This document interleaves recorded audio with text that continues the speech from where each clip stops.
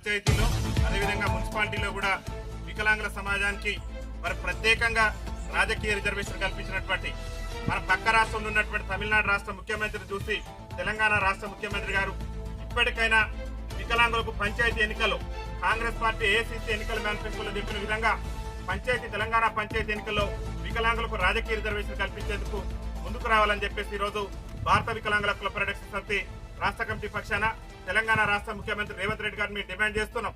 ఇవాళ తమిళనాడు రాష్ట్ర ముఖ్యమంత్రి మరి స్టాలిన్ గారు ఎన్నికల మేనిఫెస్టోలో చెప్పలేదు, వాళ్ళు ఇచ్చినటువంటి హామీలలో కూడా వికలాంగుల రాజకీయ రిజర్వేషన్ అంశం లేదు.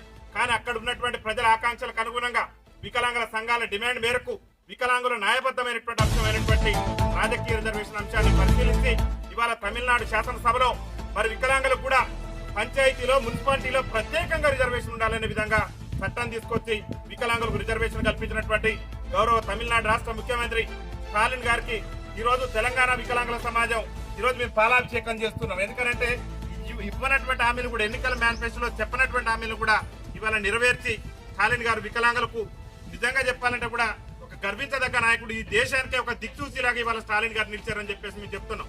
ఒక చారిత్రాత్మకమైనటువంటి నిర్ణయం. ఎందుకంటే ఎన్నికల మేనిఫెస్టోలో కాంగ్రెస్ పార్టీ ఎన్నికల మేనిఫెస్టోలో అనేక హామీలు ఇచ్చింది. తెలంగాణ రాష్ట్రంలో మేము గెలిచిన నిర్ణయిస్తే వికలాంగులకు 6,000 రూపాయలు పింఛన్ ఇస్తామని చెప్పారు. అదేవిధంగా మేము గెలిచినాక ఆర్టీసీలో వికలాంగులకు ఉచిత ప్రయాణం ఇస్తామని చెప్పారు. అదేవిధంగా మేము గెలిచినాక రాష్ట్రంలో వికలాంగుల బ్యాక్లాగ్ ఉద్యోగాలు భర్తీ చేస్తామని చెప్పారు. అదేవిధంగా మేము గెలిచినాక వికలాంగుల సంక్షేమ శాఖను ప్రత్యేక శాఖ చేసి వికలాంగుల సంక్షేమ శాఖకు ప్రత్యేకమైనటువంటి అధికారులు నియమిస్తామని చెప్పారు.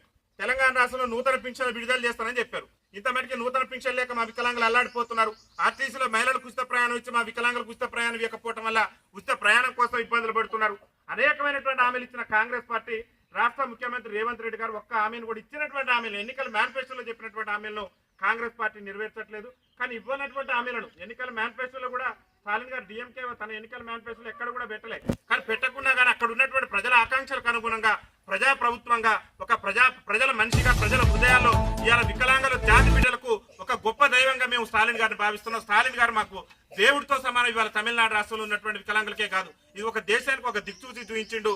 వారికి ప్రత్యేకంగా మా భారత వికలాంగుల హక్కుల పరిరక్షణ సమితి రాష్ట్ర కమిటీ పక్షాన కృతజ్ఞతలు తెలియజేస్తూ తెలంగాణ రాష్ట్ర ముఖ్యమంత్రి రేవంత్ రెడ్డి గారు పక్క రాష్ట్రంలో ఉన్న స్టాలిన్ గారిని చూసి నేర్చుకోవాలి.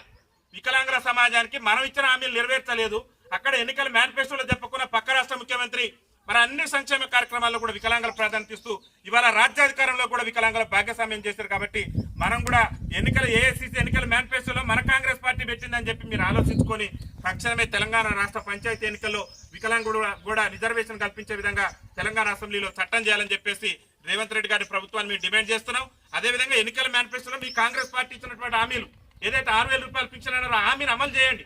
ఎందుకంటే పక్కనున్న రాష్ట్రంలో ఏమో వికలాంగులకు ఇవ్వనటువంటి హామీలు కూడా అమలు చేస్తున్నారు. అక్కడ వికలాంగుల సమాజం యొక్క ఎదుర్కొంటున్న ఇబ్బందులు మా యొక్క ఆకాంక్షలకు అనుగుణంగా తమిళనాడు ప్రభుత్వం పనిచేస్తుంది. కానీ మీరు ఇక్కడ మా ఓట్లతో గద్దెనెక్కి ఎన్నికల ముందు అనేక బహిరంగ సభలలో పిసిసి అధ్యక్షుని హోదాల్లో మేము అధికారంలోకి వస్తే వికలాంగులకు అది చేస్తాం ఇది చేస్తామని అనేకమైనటువంటి ఉపన్యాసాలు ఇచ్చిన ఈ రాష్ట్ర ముఖ్యమంత్రి రేవంత్ రెడ్డి మరి వికలాంగులకు ఇచ్చిన ఏ ఒక్క హామీని కూడా 16 నెలల పాలన పూర్తిగా వస్తుంది, వికలాంగులకు ఇచ్చిన ఏ ఒక్క హామీని కూడా ఇంతవరకు నెరవేర్చలేదు. అనేక మంది మా వికలాంగుల సోదరులు సదరం సర్టిఫికెట్లు వచ్చి పింఛన్ రాక అల్లాడిపోతున్నారు. ఇలా భర్తలు కోల్పోయినటువంటి మా వితంతు సోదరులు పింఛన్ రాక అల్లాడిపోతున్నారు. ఇవాళ గీతా కార్మికులు వయసు మీద పడి గీతా కార్మికుల పింఛన్ కోసం ఎదురు చూపులు చూస్తున్నారు. వృద్ధాప్యంలో కొడుకులు చూడక మరి ప్రభుత్వం ఇచ్చేటటువంటి ఆసరా పింఛన్ కోసం మా పెద్దమ్మలు పెద్దయ్యలు ఎదురు చూస్తున్నారు. కానీ రాష్ట్ర ముఖ్యమంత్రి గారికి ఏమాత్రం చలనం కలగట్లేదు. తక్షణమే రాష్ట్రంలో నూతన పింఛన్లు విడుదల చేయాలి. రాష్ట్ర ముఖ్యమంత్రి రేవంత్ రెడ్డి గారు తెలంగాణలో ఉన్నటువంటి వికలాంగులకు స్థానిక సంస్థల ఎన్నికల్లో రిజర్వేషన్ కల్పించే విధంగా చర్యలు తీసుకొని మరి మమ్మల్ని కూడా రాజ్యాధికారంలో భాగస్వామ్యం చేయాలని చెప్పేసి మేము డిమాండ్ చేస్తూ ఈ రోజు గౌరవ మా వికలాంగులందరికీ కూడా ఆత్మ బంధువు అనుకోవాలి ఇవాళ నిజంగా. ఎందుకంటే మా బాధలు తెలిసి మందకృష్ణ మాదిగ తర్వాత వికలాంగుల సమాజాన్ని ఎక్కువగా గుర్తించి ఇవాళ వికలాంగుల జాతి బిడ్డల ఆకాంక్షలకు అనుగుణంగా పనిచేసినటువంటి ఏకైక ముఖ్యమంత్రి. ఇంకా పక్కన ఉన్నటువంటి రాష్ట్ర ముఖ్యమంత్రి చంద్రబాబు నాయుడు గారి గురించి కూడా రేవంత్ రెడ్డి గారి గురువే ఆయన.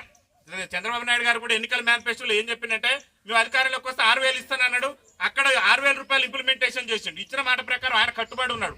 కానీ ఇలా నువ్వు రాజ్యాధికారం కల్పిస్తామని ఏఐసీసీ ఎన్నికల మేనిఫెస్టోలో మీ కాంగ్రెస్ పార్టీ పెట్టింది పింఛన్ పెంచుతామన్నాడు. ఒక్క హామీని కూడా నెరవేర్చకుండా మా వికలాంగుల సమాజాన్ని ఇబ్బందికి గురి చేస్తారు. కాబట్టి కాంగ్రెస్ పార్టీ నాయకత్వం రేవంత్ రెడ్డి గారు ఆలోచన చేసి దూరదృష్టితో తక్షణమే తమిళనాడు రాష్ట్ర ప్రభుత్వం చేసినటువంటి జీవో ప్రకారమైన తెలంగాణ రాష్ట్రంలో కూడా వికలాంగులకు పంచాయతీ ఎన్నికల్లో రిజర్వేషన్ కల్పించాలని చెప్పేసి మేము డిమాండ్ చేస్తున్నాం.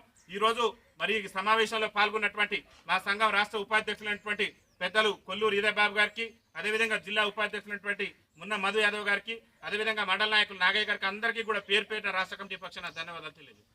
వికలాంగుల ఐక్యత, వికలాంగుల ఐక్యత, వికలాంగులకు రిజర్వేషన్ కల్పించిన స్టాలిన్ గారి నాయకత్వం, వికలాంగులకు రిజర్వేషన్ కల్పించిన స్టాలిన్ గారి నాయకత్వం, వికలాంగులకు రిజర్వేషన్ కల్పించిన స్టాలిన్ గారి నాయకత్వం.